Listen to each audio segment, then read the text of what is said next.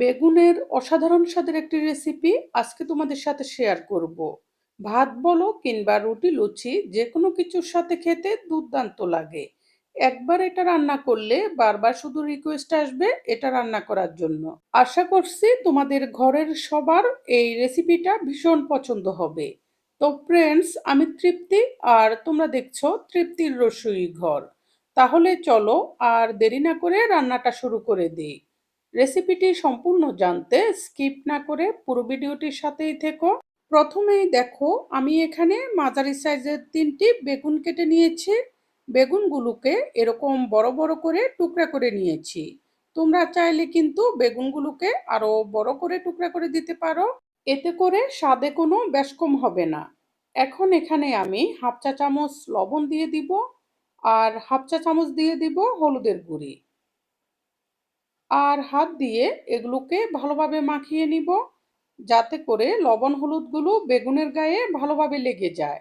আবার চাইলে বেগুনগুলো হাত দিয়ে না মেখে বাটিটাকে উল্টে উল্টে মশলাগুলোকে বেগুনের সাথে ভালোভাবে মিশিয়ে নিতে পারো। এভাবে মাখানো হয়ে গেলে এগুলোকে আমি রেখে দিব। এরপর একটি বাটিতে কিছু মশলা গুলিয়ে নিব।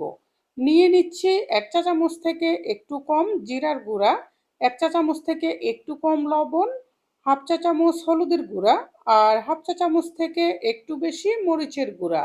1 চা চামচ থেকে একটু কম চিনি দিচ্ছি, কারণ তরকারিটা একটু মিষ্টি ভাব হবে। আর তোমরা যদি না চাও তাহলে সামান্য করে দিতে পারো, এটা তোমাদের স্বাদের উপরে নির্ভর করবে। এখন অল্প করে জল দিয়ে মশলাটাকে ভালোভাবে গুলিয়ে রাখছি। যেহেতু গুঁড়া মশলা ব্যবহার করেছি সেই জন্য গুলিয়ে রাখলে মশলার থিকনেসটা ভালো হবে।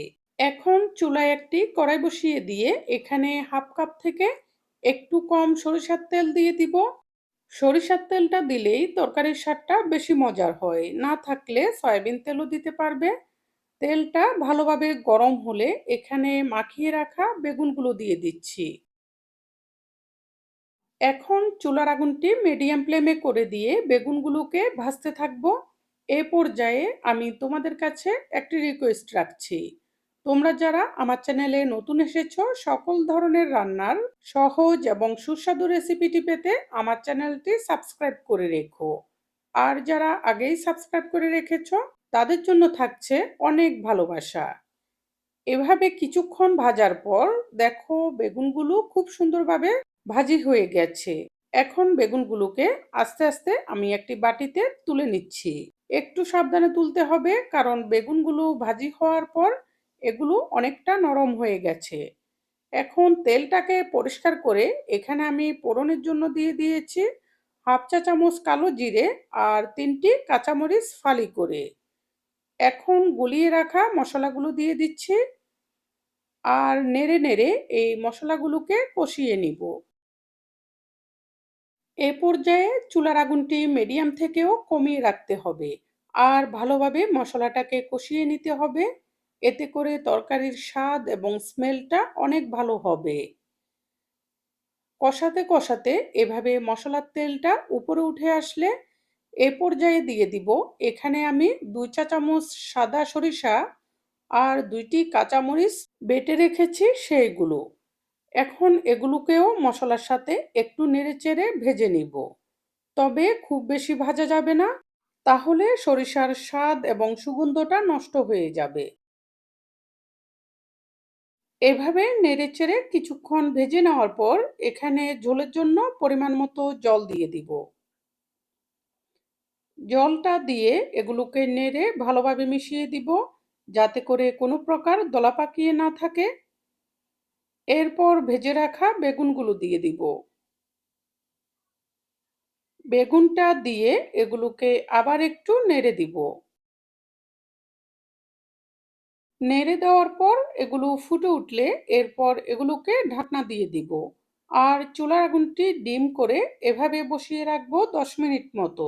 এতে করে বেগুনগুলো ভিতরে যদি সামান্য শক্ত থাকে সেগুলোও সেদ্ধ হয়ে যাবে আর মশলাগুলোও সেদ্ধ হয়ে যাবে। আর তরকারির স্বাদটা একদম পরিপূর্ণ হবে। দেখো, 10 মিনিট পর ঢাকনাটি তুলে নেওয়ার পর তরকারির থিকনেসটা অনেক সুন্দর হয়েছে। এখন চুলার আগুনটি হালকা বাড়িয়ে দিয়ে এগুলোকে একটু ফুটিয়ে নিয়েছি। এরপর চুলার আগুনটি নিভিয়ে দিয়েছি। এখন এগুলোকে একটি বাটিতে ঢেলে নিব। কিছুটা ঠান্ডা হলে এটি পরিবেশনের জন্য সম্পূর্ণ প্রস্তুত হবে। রেসিপিটি অবশ্যই তোমরা ট্রাই করে দেখবে আর কেমন হয়েছে কমেন্ট বক্সে জানাবে। যদি রেসিপিটি পছন্দ হয়ে থাকে অবশ্যই লাইক, কমেন্ট এবং সাবস্ক্রাইব করে সাপোর্ট করবে আরও নতুন নতুন রেসিপি উপহার পাওয়ার জন্য। এই বলে আজকের মতো এখানে বিদায় নিচ্ছি। পরবর্তীতে চলে আসব নতুন কোনো রেসিপি নিয়ে। সেই পর্যন্ত সবাই ভালো থেকো।